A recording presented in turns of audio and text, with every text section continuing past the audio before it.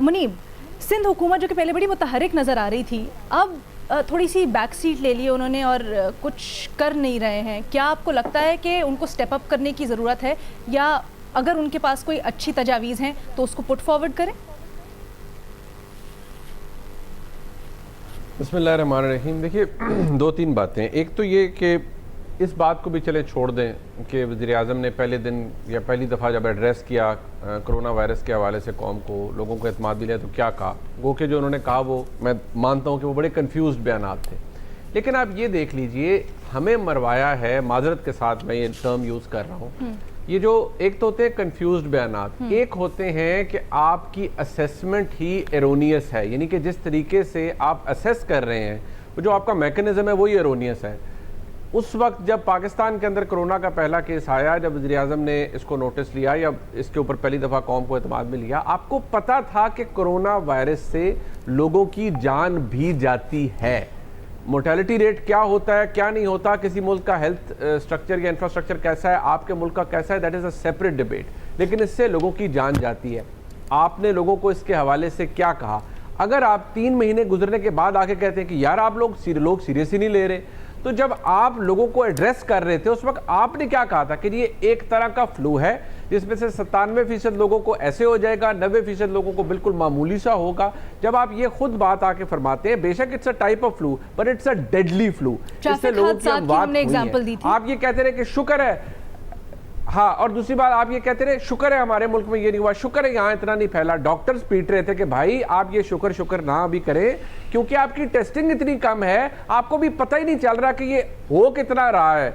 आपने फिर आ जाता है साइन पोस्ट कि आपने इसका स्प्रेड कहाँ से बढ़ाया। स्प्रेड बढ़ाया जब आपने लॉकडाउन लिफ्ट किया, आपने ईद के ऊपर रिस्ट्रिक्शन ईज कर दी, लोग बाहर निकल गए। अब हुकूमत का फिर कोई लेना देना नहीं होता। यहाँ कहाँ लोग SOPs को फॉलो करेंगे। वो हसन निसार साहब वाली जो बात हमेशा वो फरमाते हैं कि लोगों की एजुकेशन ही नहीं है, लोगों की तालीम ही नहीं है, वो हम बेनथे बैल की तरह बाहर निकल जाते हैं। बस फिर कहाँ गई हुकूमत। मैं वो मुहावरा नहीं बोलना चाहता। लेकिन मुनीब, हम लोग तो ये इत्तेफाक करके बैठे थे, ये इत्मीनान था हमें कि NCOC में, जैसे कि असद उमर साहब ने कहा, एक्सपर्ट्स भी हैं, डॉक्टर्स भी हैं, तो वो कुछ पेव करेंगे रास्ता हमारे लिए।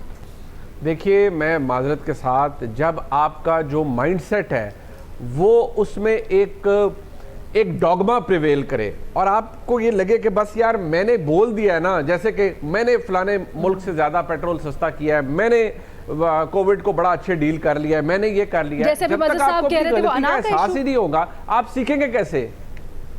देखिए, ईगो इश्यूज होते हैं और क्योंकि माजरत के साथ हमारी हुक्मरान जमात के अंदर बहुत से ऐसे लोग हैं जो कि 2 सिंड्रोम है उनको, एक सेल्फ राइटियसनेस का, एक ओवर इन्फ्लेटेड ईगोज।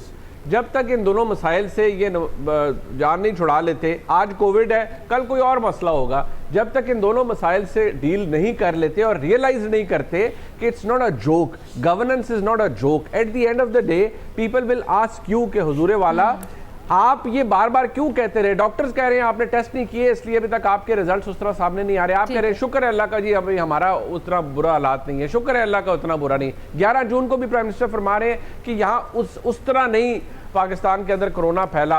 3-4 दिन बाद असद उमर साहब आ रहे हैं, वो कहते हैं भाई इतने मिलियन हो जाएगी या 3 लाख केसेस बढ़ जाएंगे। कोई इंपीरियल कॉलेज की जो स्टडी है वो कुछ और बता रही है। So you got to realise कि आपने किसी ना किसी जगह अपने आप को दुरुस्त करना होता है। इट्स अबाउट टाइम कि हुकूमत ये रियलाइज करे। इट्स हाई टाइम के दुरुस्त कर लें। कहना चाहती हूं अगर क्विकली महमल, बिल्कुल क्विकली। बिल्कुल, जो मैं बात करी थी ना कि जो बाद अज़ वबा एक वो इन्वेस्टिगेशन, वजह ये है कि देखिए अभी इन्वेस्टिगेशन का कहेंगे ना तो ये कहेंगे जी हम कोरोना से डील करें, हमारे पास रिसोर्सेज भी है वो, लेकिन इस पे इन्वेस्टिगेशन जरूर होनी चाहिए। हमें पता चलना चाहिए कि कौन रिस्पॉन्सिबल था इतनी डेथ के लिए, इतनी वबा के लिए। ये बहुत एक सीरियस चीज है, इसका जवाब हमें जरूर मिलना चाहिए। लेकिन अभी तो निहायत ही अहम है कि जो पीक आने वाली है और हमें नहीं पता कि वो पीक कितनी देर चले। कह तो रहे हैं 1 से 1.5 महीना, लेकिन क्या वो प्रोलॉन्ग भी हो सकती है, ये भी सवाल है, क्योंकि अभी सभी कंफ्यूज्ड हैं, इस पर तहकीक हो रही है। तो बहुत ज़रूरी है कि हुकूमत इसको मैनेज करे, अवाम एहतियात करे, सब मिल के कोरोना के खिलाफ अपना महाज मुतहरिक करें और इसके खिलाफ लड़े।